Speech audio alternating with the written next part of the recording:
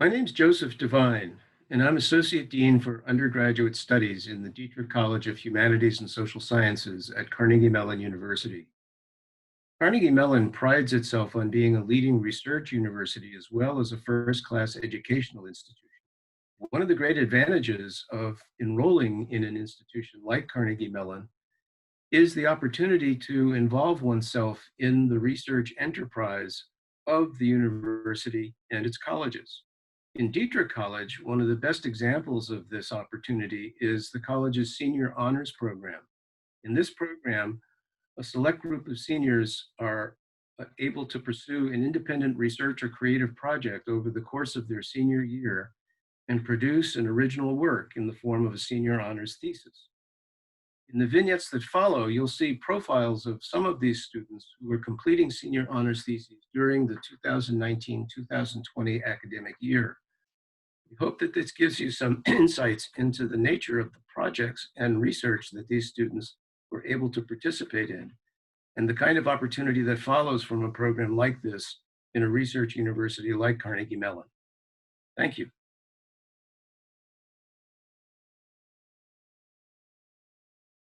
Hello, my name is Angie Cao. I study cognitive science and philosophy. And for my Dietrich honors thesis, the title of my project is From Word to World and Back, a psychological and philosophical investigation of syntactic bootstrapping. As the name indicates, there are two components of my project. For the more psychological/empirical component, I was primarily working with Dr. David Rakis from psychology. We designed and implemented a study to look at whether young children, 12-month-old and 20-month-old babies, can utilize the syntactic information in the sentence to figure out that the subject of the sentence refers to the causal agent of the scene.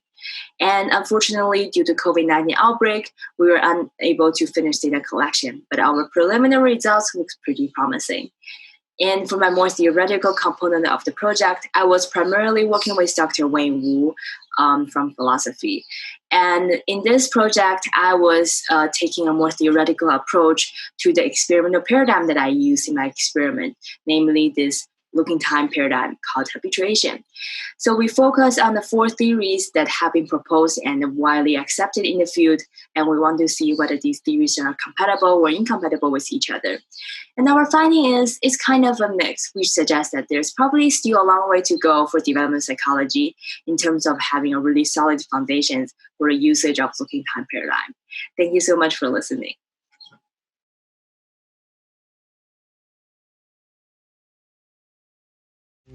Hi, my name's Griffin, and today I'll be taking you through my mixed reality cooking system, Light Kitchen. Light Kitchen is the culmination of my senior honors thesis research in intelligent environments. It brings together foundational concepts in projection mapping and computer vision to explore how future interfaces can reduce cognitive load, even in tasks that we're used to doing every day. I focused on cooking as the scope of the study because when we cook, we execute both well-practiced and novel routines. In addition, we also do a lot of subconscious optimization in the little choices that we make to reach our goals. My aim was to create a means of interaction suited specifically for the challenges of cooking, as well as a system that could algorithmically optimize the process of cooking many courses at the same time, such that the user doesn't have to think about it. The kitchen is full of challenges. When following a recipe, the biggest pain point for the home cooks that I interviewed is accessing specific details of a recipe when they're relevant. Users often have dirty hands, are amidst loud noises, and have cluttered counters to deal with. Light Kitchen uses a laser projector to turn the user's counter into the display. All of the information is on your cutting board. Dirty hands aren't an issue, no need for frustrating voice interfaces, and no need to worry about the clutter. All of the information one needs for the step is right there, and when it's time to move on, the user need look no further than their own hands. Light Kitchen uses a combination of depth imaging and color imaging to isolate the user's hand and calculates the fingertip for the cursor. It's able to close the loop between the display and imaging such that the user's counter becomes a touchscreen.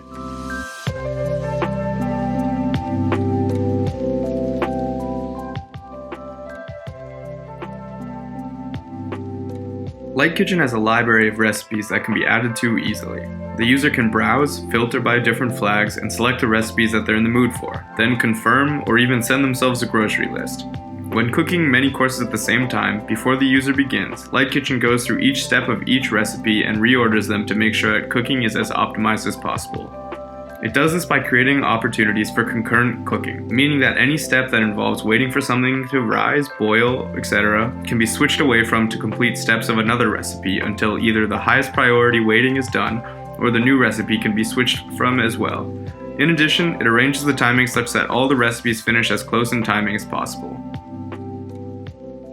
Timers keep track of all the scheduling for the users such that going through the optimal sequence of steps is a breeze and not a headache.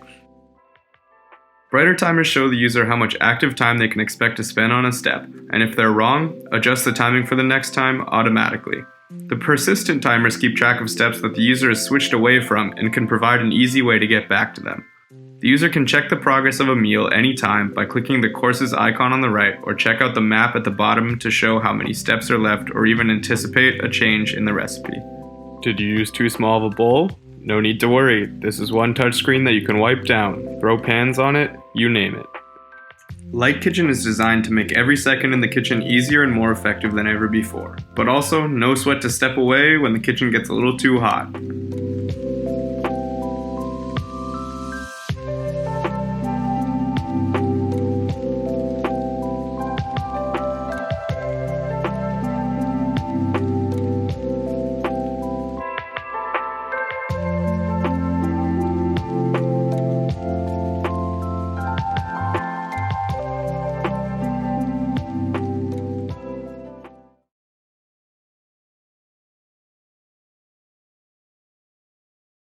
Hello, my name is Marika Yang. I am a professional writing major with additional majors in creative writing and social and political history, with a minor in film and media studies. My thesis is titled A Side of Rice, My Time Working at a Chinese Restaurant, and I was advised by Professor Jane Bernstein. As my thesis is a work of creative nonfiction, I will read a brief excerpt. Chapter 1, Introduction to Sichuan Gourmet. It seemed like a weird thing to say I was here for a thesis project. I didn't think they would know what a thesis was, and I had no idea how to explain it in Chinese. My Chinese wasn't good. When I spoke with Sichuan Gourmet's manager, Julie, on the phone, she heard my failed attempts to form sentences of broken Chinese with my heavy American accent. I immediately switched to English when I didn't know how to vocalize what I wanted to say. I could hear her skepticism about my limited Chinese language skills, and perhaps I'd slightly inflated my abilities. But nevertheless, she said I had to be fluent in Chinese, especially in writing, to be a waitress, and I wasn't going to even try to lie. So I was here to be a busser. Julie was thin and willowy, a couple of inches taller than me, perhaps in her 40s, with a kind but stern face framed with frizzy black hair. I was here for a test run, a training shift, before she officially hired me. "Let me show you around," she said, with the elegant air of someone who held authority and was comfortable with it. I was excited, hopeful about the job. I wanted it. When I was little, I had fantasized about being a waitress, glamorized it. It had always seemed like what all the famous stars were before they hit it big. Not that I had any dreams of being a celebrity. I had heard all the horror stories about working in the service industry, the long hours and low tips, the bad treatment, and the mishandling of food. I had read Kitchen Confidential. I had tried to get a waitressing job during my senior year of high school, but Mom encouraged me to be a cashier instead at a local bookstore turned gift shop, which closed last year. She said I was a bull in a china shop, which wasn't wrong if I was completely honest with myself. I didn't think busing would be a hard job.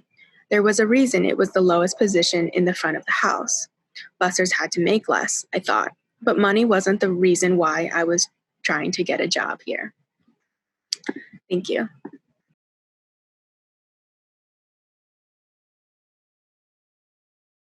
Hello, my name is Corey Emery, and I'm a senior majoring in statistics and machine learning, as well as human-computer interaction at Carnegie Mellon University. My senior thesis is titled Augmenting Tennis Point Stochastic Modeling Utilizing Spatiotemporal Shot Data. It was advised by Professor Peter Freeman in the Department of Statistics and Data Science, as well as Professor Mark Patterson from the Quantitative Social Science Scholars Program. My work has been made possible thanks to a collaboration between Carnegie Mellon and the USTA, and focuses on exploring ways to better utilize their spatiotemporal data to inform player development strategies. To do this, we focus on the extension of a methodology proposed by Floyd et al. In 2019. They establish a semi-Markovian process that can be used to calculate the number of points a player can expect to win in a given point of tennis, what they call expected shot value. However, they only base their calculations on the idea that relative court positioning affects a player's ability to hit good shots and win the point, and this offers many opportunities to extend the model. We do this by incorporating data about shot type, speed, and spin that we receive from the USTA. By doing so, we hope to more accurately model the underlying mechanics and strategy of tennis, and thus uncover potential nuances that can improve player development and performance. The practical applications of this include providing a way for us to visualize who has control and advantage throughout a point, identifying where a player performs well and where they need the most improvement, and guiding in-match strategy, looking at where a player should move to set up their next shot. By including additional information and attributes, we hope to make these applications more useful and accurate. Moving forward, we hope to utilize our data to address higher-level concepts such as fatigue and psychological momentum. We feel that these could be beneficial aspects to include in expected shot value models in the future. We also subjectively assign value to different types of shots in our work, similar to Floyd et al. Originally. But algorithmically identifying and estimating these weights in the future could create a more accurate understanding of each point. Thank you.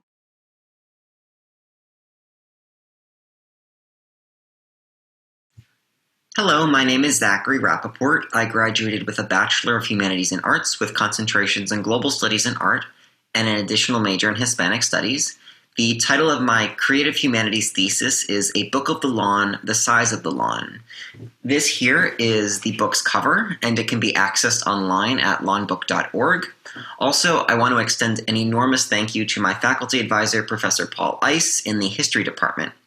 Now I'm going to read the foreword of A Book of the Lawn, The Size of the Lawn. When the College of Fine Arts lawn went missing, a map of the lawn, the size of the lawn, was created to take its place. That map is illustrated on the cover of this book. It's an arrangement of 22,500 photographs that documents the missing lawn, point for point. A map of such magnitude, however, must be abandoned. In addition to being cumbersome, it will soon yield little semblance to the place it once mapped, and, not without irreverence, it is imperative the map be abandoned in due time. Hence, the purpose of this foreword is to announce the deconstruction of a map of the lawn, the size of the lawn. A book of the lawn, the size of the lawn, will be constructed in its place. Every point of the map will become a page in the book. Co-authorship from below, in other words, readers of this book, will transform the map into a book, page by page. Consider this an invitation to author a page and dismantle the map. So, you may be wondering, what the heck is this thesis all about? And in as few words as possible, this is a project about the limitations and expectations of mapping. It also considers how places, particularly public or shared spaces, are defined and memorialized. And with that, I want to reiterate the invitation offered in the foreword to explore the book, get lost in it, and help dismantle the map by authoring a page, again, at lawnbook.org. Thank you.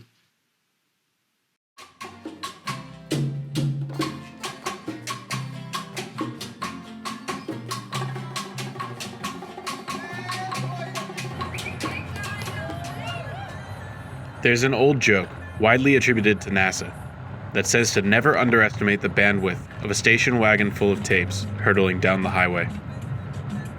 To the average Cuban, that bandwidth alone makes the piquete worth paying for. At least twice a week, the contents of a 1 terabyte hard drive are first assembled in Havana before making their way out to each province by a courier via bus, car, bike, or even on foot. This journey to each province takes about a day, which means that a TV show that aired in the US on a Sunday night would be available in the Paquete on Tuesday morning. This drive contains hundreds of dollars worth of data, but costs only a few dollars to copy. The Paquete isn't outright illegal, but it inhabits a gray area in the eyes of the state that Cubans are all too familiar with. Many Cubans approach my interviews cautiously. Some agreed to be recorded on the condition of anonymity. Others refused to be recorded at all and would only provide background information. My name is Conlon Novak, a senior at Carnegie Mellon University's Dietrich College of Humanities and Social Sciences. And what you just heard was an excerpt from a video I made for the project that would eventually become my senior honors thesis, a year-long look at the internet connectivity of Cuba. What grabbed my attention was specifically one phenomena, el paquete semanal, or the weekly package in English. I'll refer to it later as EP. But to investigate it further, I needed to actually go to Cuba. So with the help of my advisor, Professor Tardio, funded by the Surge Grant in the Senior Honors Thesis Program, I was able to go twice, in fact. After conducting a dozen interviews, a thorough literature review, and writing 40 pages of thesis material, here's a preview of some of the conclusions that my thesis draws. El Paquete Semanal is a national, but not state-owned, distributed, but coming from a central source, illegal, but not too illegal, offline, but not totally offline, sneakernet, that violates a significant number of national and international laws to bring entertainment and data to people across Cuba. EP regularly distributes a massive amount of data containing applications, educational materials, entertainment media, underground magazines, premieres of Cuban movies and music, still evolving Cuban advertisements, and a plethora of other microphenomena that haven't or can't be fully documented due to the relative ephemerality of the package's contents.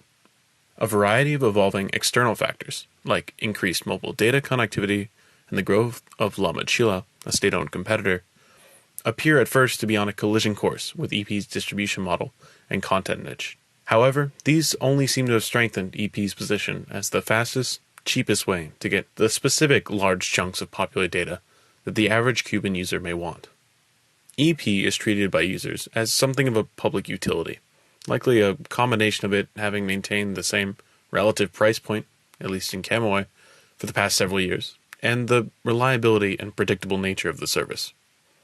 As Cubans are increasingly allowed to access the internet via more traditional, legal means by the government, either as infrastructure is built or made sufficiently affordable across the country, it's possible how Cubans access their internet may change, but the general public has effectively already been connected to the internet for the better part of the last decade. While likely not a comfortable position for the Cuban government, EP has been tacitly tolerated until now, without any strong indication that their position may change in the future. EP is a system that an entire nation's government would rather allow to go officially unacknowledged, especially when it has the potential to jeopardize their relationships with countries that fuel their increasingly important tourism industry that so many of their people and businesses depend on for more gainful employment than the state can offer. While it's possible that EP's days are numbered, at least in its current form, this possibility was repeatedly rejected by interview subjects to varying degrees, who don't expect EP to change anytime soon. They also don't expect it to last forever either. An extension of their resilient and improvisational inclinations, they expect a replacement, either naturally or as a product of necessity, to emerge in the coming years. Some cited the next 2 to 3, but a few suggested the roots of this replacement likely already exist in one form or another.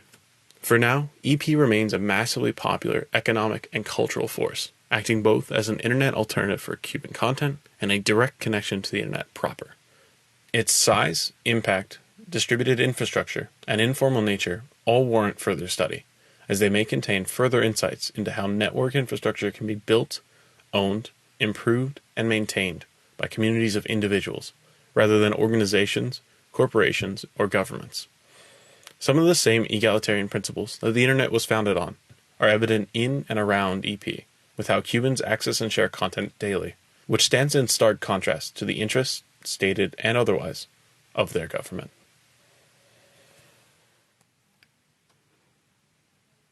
If you're interested in watching the video that the clip at the beginning was taken from, you can learn more at conlinnovak.com/thesis or bit.ly/EP-cubano.